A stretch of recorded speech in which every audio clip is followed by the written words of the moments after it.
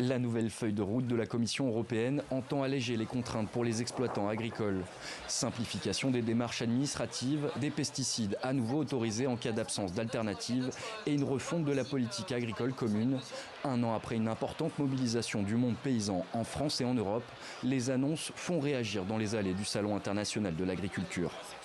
Il nous a annoncé une PAC qui serait plus flexible, notamment au niveau du volet environnemental. Ça ne veut pas dire qu'on en fera moins, mais ça veut peut-être dire, et je l'espère, qu'on le fera plus intelligemment, c'est-à-dire avec plus de discussions, plus de flexibilité en fonction des aléas climatiques. Point central des débats, les conditions d'attribution des aides de la PAC. La subvention à l'hectare qui favorise les plus grosses exploitations est finalement maintenue. Pas un problème pour les jeunes agriculteurs, syndicat majoritaire avec la FNSEA. On se rend compte que l'aide à l'hectare, on ne peut pas non plus l'oublier comme ça, parce que c'est une aide qui est assez facile à comprendre par le milieu agricole, assez facile aussi à maîtriser.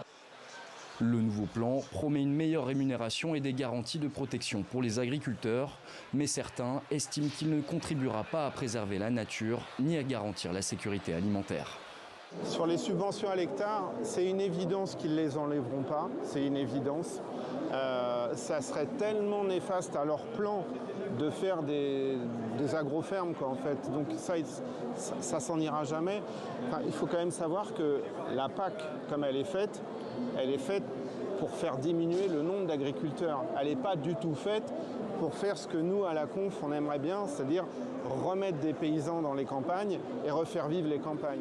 Véritable vitrine pour les solutions technologiques, le Salon de l'agriculture, c'est aussi l'occasion pour les grands groupes de redorer leur image. Au milieu de cette cohue, des jeunes entrants partagent ouvertement leurs inquiétudes. Les Français ne consomment pas français, tout simplement, alors que dans les autres pays, toutes les normes ne sont pas forcément respectées. Alors que nous, en France, on nous demande des efforts incroyables pour que les normes soient respectées en bio ou même en conventionnel. Enfin, tant qu'on est passionné, qu'on a envie de faire ce métier, on peut toujours y arriver.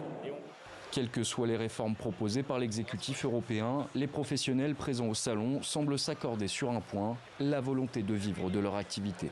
Je ne suis pas contre des grosses exploitations, je ne suis pas contre des petites exploitations, il y a la place pour tout le monde.